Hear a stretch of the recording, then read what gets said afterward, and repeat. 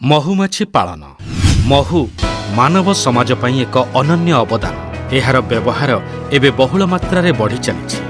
ଲକ୍ଷ୍ୟ କରାଯାଏ ଲୋକମାନେ ବିଭିନ୍ନ ଉପାୟରେ ମହୁମାଛିଗୁଡ଼ିକୁ ନିର୍ଦ୍ଦୟ ଭାବରେ ମାରିଦେଇ କିମ୍ବା ସେମାନଙ୍କୁ ଘଉଡ଼େଇ ଦେଇ ମହୁ ଫେଣା ଆଣି ତାକୁ ଚିପୁଡ଼ି ସେଥିରୁ ମହୁ ବାହାର କରନ୍ତି।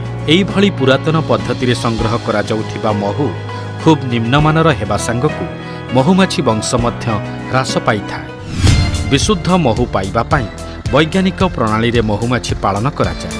ଏହାଦ୍ୱାରା ମହୁମାଛିମାନଙ୍କୁ ନ ମାରି ସହଜ ଓ ସରଳ ଉପାୟରେ ବିଶୁଦ୍ଧ ମହୁ ଅମଳ କରାଯାଇଥାଏ।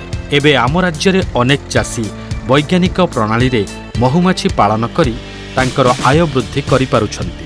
ଡେଲାଙ୍ଗ ବ୍ଲକ ଅନ୍ତର୍ଗତ ବେରବୋଇ ଅଞ୍ଚଳର ଅନ୍ନପୂର୍ଣ୍ଣା ଛାଟୋଇ ପ୍ରଫେସର ଡକ୍ଟର ଚିତ୍ତରଞ୍ଜନ ଶତପଥୀଙ୍କ ତତ୍ତ୍ୱାବଧାନରେ ଏହି ବୈଜ୍ଞାନିକ ପଦ୍ଧତିରେ ମହୁ ଚାଷ କରି ଆଜି ରାଜ୍ୟରେ ଏକ ଉଦାହରଣ ସୃଷ୍ଟି କରିସାରିଛନ୍ତି।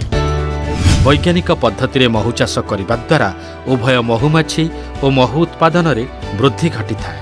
ବୈଜ୍ଞାନିକ ପଦ୍ଧତିରେ ମହୁମାଛି ପାଳନ ଖୁବ୍ ସରଳ, ବ୍ୟୟ ସାପେକ୍ଷ, ପରିବେଶ ଉପଯୋଗୀ ତଥା ରୋଜଗାର ଯୋଗାଇବା ଭଳି ଏକ କୁଟୀର ଶିଳ୍ପ।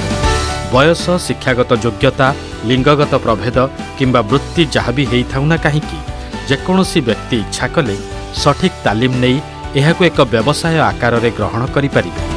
ମହୁମାଛି ପାଳନ ପାଇଁ ସ୍ୱତନ୍ତ୍ର ଜମି କିମ୍ବା ସ୍ଥାନର ଆବଶ୍ୟକତା ନାହିଁ। ଘର ପରିସରରେ ମଧ୍ୟ 8ରୁ 10 ଗୋଟି ମହୁବାକ୍ସ ରଖି ମହୁମାଛି ଚାଷ କରାଯାଇପାରିବ। ଥରେ ମହୁମାଛି ପାଳନ ଆରମ୍ଭ କରିଦେଲେ ଏହା ଅବିରାମ ଚାଲିଥାଏ।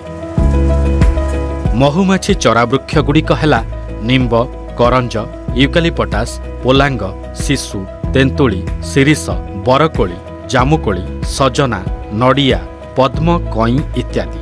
ଯେଉଁମାନେ ବୈଜ୍ଞାନିକ ପଦ୍ଧତିରେ ମହୁମାଛି ଚାଷ କରିବାକୁ ଆଗ୍ରହୀ ସେମାନେ ଚାହିଁଲେ ଓଡ଼ିଶା କୃଷି ଓ ବୈଷୟିକ ବିଶ୍ୱବିଦ୍ୟାଳୟର ମହୁମାଛି ଗବେଷଣା ପ୍ରକଳ୍ପ ସହ ଯୋଗାଯୋଗ କରିପାରିବେ।